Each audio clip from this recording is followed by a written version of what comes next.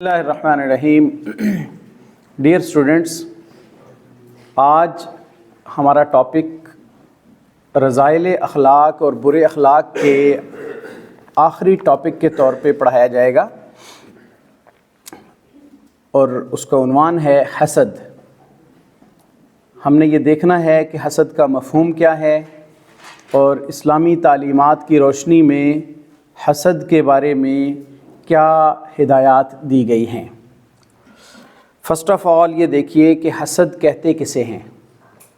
حسد جیسا کہ عام معروف معنی میں بھی اس کو سمجھا جاتا ہے، حسد سے مراد جلنا، کسی کی ترقی پہ، کسی کی اس پہ کڑنا یا کڑنا، عداوت اور رنجیدگی، کسی سے خفا رہنا کسی بھی وجہ سے، یہ لغوی مطلب ہو سکتا ہے۔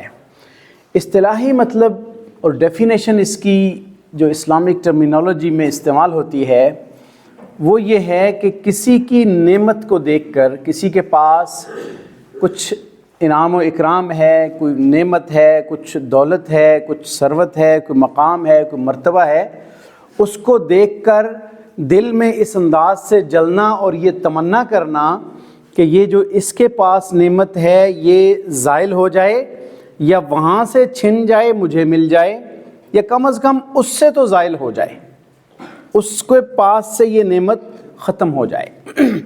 اسے حسد کہتے ہیں۔ حسد کے جو عربک کے اندر اس کی ڈیفینیشن اسی طرح بیان کی جاتی ہے کہ تمنا زوال نعمت اخیہ، کوئی شخص اپنے بھائی کی، اپنے مسلمان بھائی کی، اپنے ساتھ رہنے والے بھائی کی نعمت پر، نعمت کے زوال پر، نعمت کے چھن جانے کی تمنا اور خواہش کرے تو اس کو حسد کہتے ہیں۔ اب یہ حسد کا جو اسلامی تعلیمات میں یہ ٹوٹلی ممنوع ہے۔ اسی سے ملتا جلتا ایک رویہ وہ رشک کہلاتا ہے، اس میں تھوڑا سا ڈفرنس ہے۔ رشک کسے کہتے ہیں؟ رشک کہتے ہیں کہ کسی کے پاس کوئی نعمت دیکھی، کوئی فضیلت، کوئی مرتبہ، کوئی مقام، کوئی اس کے پاس انعامات، اس کے پاس کوئی دولت، کوئی ثروت، کوئی چیز دیکھی تو اس کے زائل ہونے کی تمنا نہ کرے، بلکہ یہ خواہش کرے اور یہ تمنا کرے کہ دعا کرے اور یہ تمنا کرے کہ یہ نعمت مجھے بھی مل جائے۔ اس کے پاس سے زائل ہونے کی تمنا نہ ہو، بلکہ صرف اپنے حصول کی بات ہو، تو اسے کیا کہتے ہیں؟ رشک کہتے ہیں۔ حسد ممنوع ہے اور رشک جو ہے وہ جائز ہے۔ حسد سے منع کیا گیا، رشک کی اجازت ہے کہ اگر کسی کے پاس کوئی اچھی چیز دیکھی، کوئی نعمت دیکھی تو اس کی تمنا کرے کہ یا اللہ مجھے بھی یہ مل جائے۔ وہ اظہار جو ہے اس تمنا کے حصول کا، یہ رشک کہلاتا ہے۔ رشک اور حسد کی بائیفرکیشن ہونے کے بعد آپ یہ دیکھیے کہ قرآن مجید حسد کے بارے میں کیا تعلیمات دیتا ہے، قرآن مجید میں کس انداز سے حسد کی مذمت کی گئی ہے، اس کو ذرا ملاحظہ کریں۔ اللہ تعالیٰ نے قرآن مجید میں ارشاد فرمایا وَلَا تَتَمَنَّوْا مَا فَضَّلَ اللَّهُ بِهِ بَعْضَكُمْ عَلَى بَعْضٍ، اور اس فضیلت کی تمنا نہ کرو جو اللہ تعالیٰ نے تم میں سے بعض کو بعض پر دی ہے۔ یعنی اللہ تعالیٰ نے انسان کے مختلف درجات بنا دیے، کسی کو انعامات زیادہ دے دیے، کسی کو کم دے دیے۔ اب ہر وقت اسی کوشش میں لگے رہنا کہ یہ چیز مجھے مل جائے، اس سے چھن جائے، یا ہر وقت اسی چکر میں لگے رہنا کہ اپنی ذات پہ عدم اطمینان اور دوسروں کے لیے طلب اور خواہش اور حرص و ہوس کے ساتھ خواہش میں لگے رہنا کہ وہی مقام مجھے مل جائے، ایسا مناسب نہیں ہے۔ بلکہ انسان کو اپنے سٹیٹس، اپنے مقام، مرتبہ، انعامات کو ان کے اندر خوش رہنا چاہیے، قناعت کرنی چاہیے اور خوب سے خوب تر کی تلاش کے لیے سٹرگل جاری رکھنی چاہیے۔ یہ بیہیویئر ہے جو کہ ہمارے لیے پازیٹیو بیہیویئر کہلا سکتا ہے اس حوالے سے۔ اسی طرح قرآن مجید کی آخری 2 صورتوں میں سے سورۃ الفلق کے اندر مختلف چیزوں سے پناہ مانگی گئی ہے کہ اللہ تعالیٰ میں فلاں چیز سے پناہ عطا فرما دے، فلاں چیز سے پناہ عطا فرما دے۔ اس کے آخر میں جا کے ایک بڑی اہم دعا یہ بھی ہے کہ اے اللہ وَمِن شَرِّ حَاسِدٍ اِذَا حَسَد، کہ مجھے حسد کرنے والے کے حسد سے بھی پناہ عطا فرما جب وہ حسد کرنے لگے۔ یعنی حسد ایسی چیز ہے جو انسان کو دوسروں کی طرف سے اس آنے والے بیہیویئر سے بھی پناہ مانگنی پڑتی ہے، جیسے شیطان کے حملوں سے پناہ مانگنی پڑتی ہے، ایسے حاسد کے حسد سے بھی پناہ مانگنی پڑتی ہے۔ ٹھیک ہے، تو یہ وَمِن شَرِّ حَاسِدٍ اِذَا حَسَد جو ہے یہ ایک بہت بڑی دعا ہے کہ جب انسان یہ کرتا ہے تو شر اور حسد کرنے والے کی شرارت سے اللہ تعالیٰ اس کو محفوظ رکھتا ہے۔ احادیث مبارکہ میں حسد کی جو مذمت آئی ہے وہ بڑی الارمنگ ہے۔ ایک طرف انسان نیکیاں کرتا ہے، بڑے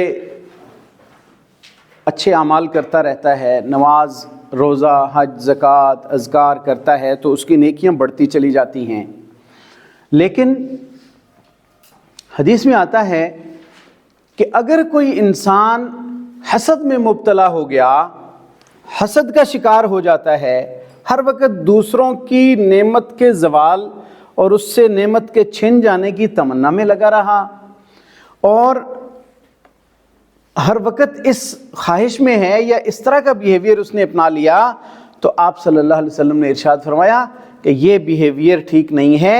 ایاکم والحسد، حسد سے بچو، حسد سے بچو۔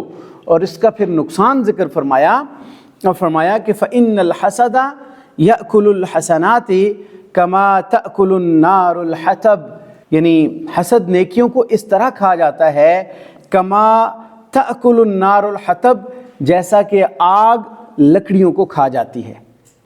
آگ میں لکڑیاں پڑی ہوئی ہیں تو تھوڑی دیر کے بعد آپ نے دیکھا، آپ دیکھتے ہیں کہ وہ تھوڑی دیر کے بعد کم ہوتی چلی جاتی ہیں اور ایٹ دا اینڈ صرف راکھ بچتی ہے۔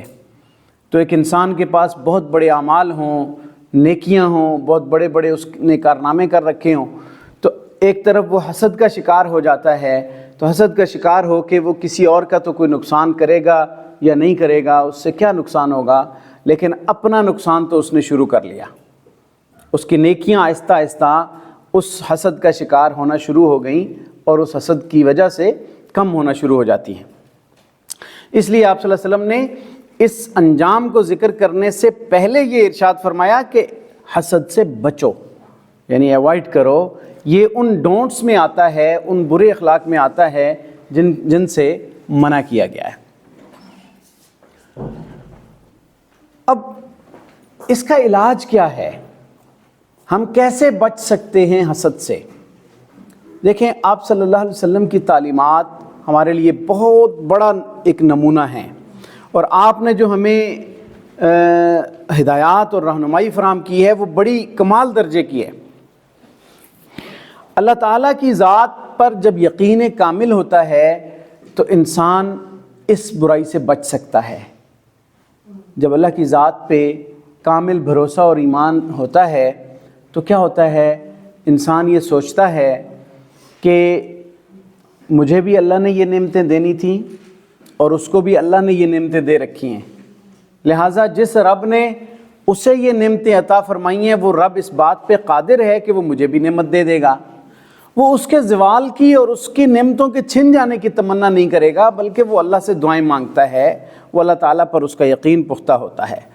اور دوسرا، اپنے اندر ایثار اور اخوت کا جذبہ پیدا کیا جائے، کیونکہ ایثار اور اخوت میں کیا سمجھایا گیا کہ مومن کا بھائی ہے، اس کے لیے برا نہیں سوچتا، بدگمانی نہیں کرتا، اس پر ظلم نہیں کرتا، اس کو دشمن کے حوالے نہیں کر دیتا، جو کچھ اپنے لیے پسند کرتا ہے وہ اپنے بھائی کے لیے بھی پسند کرتا ہے۔ یعنی میں اپنے لیے یہ پسند کرتا ہوں کہ میری فلاں نعمت چھن جائے، نہیں پسند کرتا نا، تو میں دوسروں کے لیے بھی یہی تمنا کروں کہ اس کی بھی کوئی نعمت نہ چھن جائے۔ لہٰذا میں مسلمان ہی تب ہو سکتا ہوں جب میں اخوت کے تقاضوں کو پورا کرنا شروع کر دوں اور میرے اندر ایثار کا جذبہ پیدا ہو جائے۔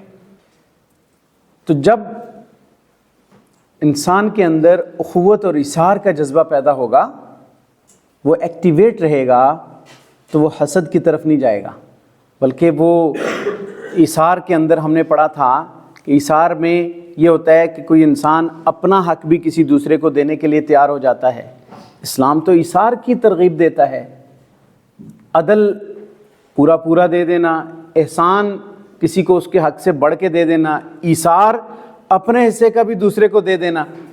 تو ایمان والوں کی تو صفت اللہ رب العزت نے بیان فرمائی ہے، وَيُؤْثِرُونَ عَلَىٰ أَنفُسِهِمْ وَلَوْ كَانَ بِهِمْ خَصَاصَةٌ، وہ اپنی ذات پر دوسروں کو ترجیح دیتے ہیں اگرچہ وہ خود گھاٹے میں ہی کیوں نہ ہو، نقصان میں ہی کیوں نہ ہو، ٹھیک ہے نا۔ تو جب انسان اپنے اندر ان صفات کو پیدا کرے گا تو آہستہ آہستہ اس کے ذہن سے حسد والی جو خرابی ہے وہ دور ہونا شروع ہو جائے گی۔ یہ علاج ہے۔ آپ بہت زیادہ انسان کسی دوسروں کی نعمتوں کو دیکھ کے اس کے لیے رال ٹپکاتے پھرنا، اس کے لیے تمنا کرتے پھرنا، اور ہر وقت اس جلن میں اور کڑن میں اپنے آپ کو کھپائے رکھنا کہ یہ میرے پاس کیوں نہیں ہے، اس کے پاس کیوں ہے، تو انسان اگر غور کرے گا تو اس کے پاس بھی اللہ کی دی ہوئی بے شمار نعمتیں موجود ہیں۔ عین ممکن ہے ایک بڑی نعمت کسی اور کے پاس تم دیکھ رہے ہو، لیکن تمہیں اللہ رب العزت نے اس سے بھی بڑی نعمت دے رکھی ہے جس کی تمہیں قدر نہیں ہے۔ ایک آدمی کے پاس بہت بڑا مال، دولت، بنگلہ، گاڑی موجود ہے، تو صحت سے وہ محروم ہے، تو اس نعمت کا، اس گاڑی، بنگلے اور اس بہت بڑی جو دولت اور ثروت کا اس کو کیا فائدہ ہے کہ وہ دن رات ایک پریشانی میں ہے، اس کی صحت ٹھیک نہیں ہے، اس کا نظام ٹھیک نہیں ہے جسم کا، جبکہ آپ کو اللہ رب العزت نے ایک عظیم الشان صحت اور بہترین جو ہے نا وہ جسامت سے اور نظام، اور آپ کا ہر آرگن ٹھیک کام کر رہا ہے، یہ بھی بہت بڑی بلیسنگ ہے۔ تو کئی نعمتیں ایسی ہوتی ہیں جو اللہ رب العزت نے کسی ایک کو زیادہ دی ہوئی ہیں، کسی ایک نعمت میں فضیلت دی ہوئی ہے، کسی کو دوسری فضیلت دی ہوئی ہے، تو اس کی تمنا کرنے کی ضرورت نہیں ہوتی۔ یہ وہ ریمیڈیز ہیں، اگر ہم ان کو اڈاپٹ کر لیں تو ہم حسد کی بیماری سے بچ سکتے ہیں۔ اب دیکھیے کہ حسد کا معاشرے میں حاسدین کو نقصان کیا ہوتا ہے، اس کے اثرات کیا مرتب ہوتے ہیں، یا جو حاسد ہے وہ قناعت کی دولت سے محروم رہتا ہے تو وہ کن وجوہات کی بنیاد پہ اور اس کے کیا اثرات ہوتے ہیں۔ سب سے پہلی چیز آپ دیکھیے کہ اس کے اندر حرص پیدا ہوتی ہے۔ معاشرے میں جب گریڈ پیدا ہو جائے گی، حرص پیدا ہو جائے گی ہر چیز کی، تو چھینا جھپٹی کا ماحول بنے گا۔ پھر وہ کسی کی نعمت کے زوال کی صرف تمنا نہیں کرے گا، عین ممکن ہے وہ اس درجے سے اگلے درجے پہ جا کے کوشش کرے اور اس کی نعمت کو اس سے چھیننے کی بھی کوشش کر سکتا ہے، جس کی وجہ سے چوری، ڈکیتی یہ عام ہوتی ہے۔ تو حسد کے نقصانات میں سے ایک بڑا نقصان یہ ہے کہ معاشرے میں حرص و ہوس عام ہو جاتی ہے، جس کی وجہ سے معاشرے میں چوری کے اور ڈاکہ زنی کے اور اسی طریقے سے کسی کا مال ضائع کرنے کے واقعات اکثر رونما ہوتے رہتے ہیں۔ حسد نہ ہو، ہر ایک کو اس کے مقام کے مطابق، اس کی نعمتوں کے مطابق انسان سمجھ لے، تو یہ پرابلم معاشرے میں پیدا نہیں ہو سکتی۔ دوسری بات جو اس کے اثرات کے اندر آ سکتی ہے وہ ناشکری ڈیولپ ہوتی ہے۔ معاشرے میں جب انسان اس بات کو سوچ لیتا ہے کہ میرے پاس جو ہے وہ تو کسی کام کی چیز نہیں ہے، میرے پاس تو کچھ ہے ہی نہیں، اور دوسرے کے پاس اتنا کچھ ہے تو وہ چھن کے مجھے مل جائے، جب حسد کرنے لگتا ہے گویا سٹارٹ اس کا ناشکری سے ہوتا ہے۔ اس کو جو نعمتیں اللہ نے دے رکھی ہیں، تو اللہ رب العزت نے تو یہ فرمایا ہے کہ لَإِن شَكَرْتُمْ لَأَزِيدَنَّكُمْ، کہ اگر تم شکر کرو گے تو میں تمہیں اور زیادہ دوں گا۔ تو وہ تو ناشکری کے اندر چلا گیا، اور شکران نعمت جو ہے وہ مال میں اور نعمتوں میں اضافے کا سبب بنتا ہے، اور کفران نعمت جو ہے وہ تو مال اور اس کے زوال کا باعث بنتا ہے۔ وہ تو مال کے زائل ہونے کا باعث بنتا ہے. تو معاشرے میں، ماحول میں ناشکری ڈیولپ ہوتی ہے اگر حسد کی بیماری کے اندر مبتلا رہے کوئی شخص. تو حسد سے بچنے کا مطلب یہ ہے کہ وہ ناشکری سے بھی بچ رہا ہے اور ناشکری سے بھی اللہ تعالیٰ نے اس کو محفوظ رکھا ہوا ہے. پھر آپ دیکھیں کہ تنگ نظری ڈیولپ ہوتی ہے. نیرو مائنڈڈ ہوتا ہے وہ بندہ جو حسد کی بیماری میں مبتلا ہو گیا. وہ اس براڈ مائنڈڈ نہیں ہو سکتا، بڑے لیول پہ سوچ نہیں سکتا، اس کا ویژن محدود ہو جاتا ہے. وہ صرف لوگوں کی کیٹیگریز کو انالائز کرنا شروع کر دیتا ہے. وہ اسی انالیسز میں لگا رہتا ہے کہ اس کے پاس کیا ہے، میرے پاس کیا ہے. وہ تھوڑی بات سوچتا ہے، بڑے لیول پہ موو نہیں کر سکتا، آگے نہیں بڑھ سکتا. جو کسی کی نعمتوں اور کسی کی فضائل کو کم کرنے پہ تلا رہے وہ خود بڑا سفر نہیں طے کر سکتا، بہت آگے تک نہیں وہ جا سکتا. لیکن جو ان چیزوں کو معمول کا حصہ سمجھیں اور اپنے لیے بہتر سے بہتر کی تلاش میں سٹرگل میں لگا رہے، وہ اپنا وہ وقت بھی بچائے گا، وہ انرجی بھی بچائے گا اور اپنی ڈیولپمنٹ پہ لگائے گا تو تنگ نظری سے بچ جائے گا. لیکن اگر حسد کے اندر مبتلا رہا تو معاشرے میں تنگ نظری عام ہو جائے گی اور معاشرہ اس خرابی کی وجہ سے بڑی ابتری کی کیفیت میں پہنچ جائے گا. ایک جو پرابلم اس کی وجہ سے ڈیولپ ہوتی ہے وہ مایوسی ہوتی ہے. گویا کہ ایک انسان مایوس ہو چکا ہے کہ مجھے تو یہ چیز نہیں ملتی تو اس سے بھی زائل ہو جائے. بھئی اگر کسی کے پاس کوئی فضیلت ہے، وہ نیک ہے، اس کے اخلاقی فضائل ہیں، اس کے مالی فضائل ہیں، اس کے دیگر کسی بھی پہلو کے فضائل ہیں، تو کوشش کی جائے کہ ان کو حاصل کرنے کی کوشش کی جائے، اس لیول سے آگے بڑھنے کی کوشش کی جائے. یہ جو مسابقت ہوتی ہے، آگے بڑھنا ہوتا ہے کسی چیز میں، اس میں کوئی حرج کی بات نہیں ہے. کوئی کہتا ہے کہ فلاں بندہ جو ہے وہ اللہ کے راستے میں اتنا مال تقسیم کرتا ہے تو میں اس سے زیادہ بڑھنے کی کوشش کروں. وہ 100 روپیہ دیتا ہے تو میں 200 روپیہ دینے کی کوشش کروں. وہ اتنی عبادات کرتا ہے تو میں اس سے زیادہ عبادات کرنے کی کوشش کروں. اس کے پاس اتنا مال و دولت ہے تو میں بھی محنت مزدوری اور اپنی جو ہے وہ سٹرگل کو جاری رکھوں اور میں اس سے آگے بڑھ جاؤں. تو یہ مسابقت کے میں کوئی حرج کی بات نہیں ہوتی، کوشش جاری رکھے. لیکن اگر ایسا نہیں ہوگا، صرف حسد پہ فوکس ہوگا تو کیا چیز پھیلے گی؟ مایوسی. معاشرے میں نا امیدی کی کیفیت پیدا ہو جائے گی، پھر آگے بڑھنے کا سفر رک جائے گا. اس کے ساتھ ساتھ سکون کا خاتمہ ہو جاتا ہے جب ایک حسد کرنے والا اس بات پہ کڑتا رہتا ہے کہ اس کے نمبر اچھے آ گئے، میرے کم آ گئے. تعلیمی میدان میں بھی ایسے ہوتا ہے، وہ ہمیشہ ٹیسٹ میں اچھے نمبر لیتا ہے، میرے کم نمبر آتے ہیں. اور اس کے ساتھ ساتھ وہ اس کے پاس یہ نعمتیں ہیں، یہ اس کے پاس فضائل ہیں اور میرے پاس نہیں ہیں. تو نتیجہ کیا نکلتا ہے کہ وہ ہر وقت اسی بے سکونی میں رہتا ہے. اس کا مائنڈ پیسفل نہیں رہتا، وہ ہر وقت اس ٹینشن میں رہتا ہے کہ کس طرح اس سے یہ چیز چھن جائے اور میں اس کو حاصل کر لوں یا اس سے کم از کم زائل ہو جائے. تو اس جو ذہنی بے سکونی کے اندر اس کی اپنی ڈیولپمنٹ بھی رکتی ہے. یہ بھی ایک ریزن ہوتی ہے جو ڈیولپمنٹ رکنے کی. اور ایک وہ جو اثر جو حدیث مبارکہ میں آپ پہلے سن چکے کہ نیکیوں کا خاتمہ ہو جاتا ہے، کہ انسان بڑی محنت سے، مشقت سے مختلف عبادات بجا لاتا ہے، مختلف جو ہے وہ اللہ تعالیٰ کی فرما برداری کے اندر، اللہ کی بندگی کے اندر جو افعال بجا لاتا ہے، تو ان کے نتیجے میں حاصل ہونے والی نیکیاں جو ہیں ان کو حسد زائل کرنا شروع کر دیتا ہے. یہ کوئی چھوٹی سی پرابلم ہے، یہ کوئی چھوٹا سا اثر ہے، یہ ایک ایسا انجام ہے جو کہ بلا وجہ اپنی کی ہوئی نعمتوں کو زائل کرنا شروع کر دیتا ہے. یعنی نیکیاں کرنا آسان ہے لیکن ان کو نبھانا اور ان کو آگے انجام تک پہنچانا اور محفوظ رکھنا یہ مشکل ہے.